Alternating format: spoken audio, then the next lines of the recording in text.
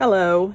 In this week's assignment, our practice theory reflection, wanted to talk briefly about as a social worker, especially in particular the many years that I have been operating as a social worker, was mostly in community-based services until the last few years.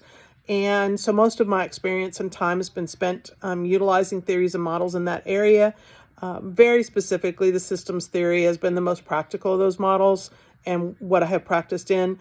And sometimes I feel like as I began to evolve, I started looking at the ecological theory and how that serves many of our families, the environment that they're in, and looking at that in a more holistic approach. It has allowed me definitely an orientation space to look at the conflict and complexity of the issues that many of our students and our families are experiencing. And in fact, I found in our book, Forte mentions that social workers' approach can be eclectic, and I really find that would probably describe me pretty closely as a social worker. An example of a practice-based issue that has occurred in my workplace is one that was quite often and probably almost daily, where that many of our families experience food instability and transitory housing and of course complications with transportation, childcare, all those issues that are barriers.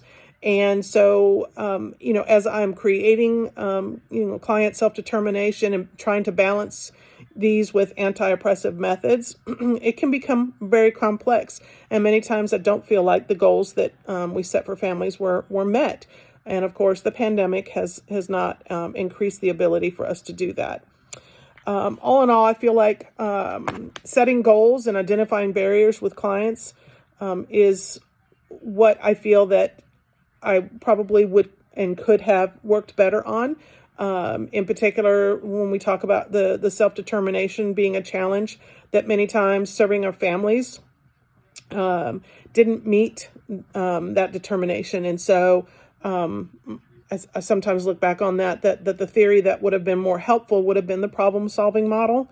Maybe integrate that, again, as an eclectic method or approach. I feel that the problem-solving model added to the systems and the ecological it would have been a much more helpful plan or approach, and helping to create plans with families, utilizing those resources to help families plan, minding that, the barriers and oppression that's inherent in the system are also barriers to our families having to be able to access those things. So really sitting down with our families and then our community providers to problem solve through those models probably would have gained us a great deal more client self-determination and less challenge. So that's my practice theory reflection this week. Thank you.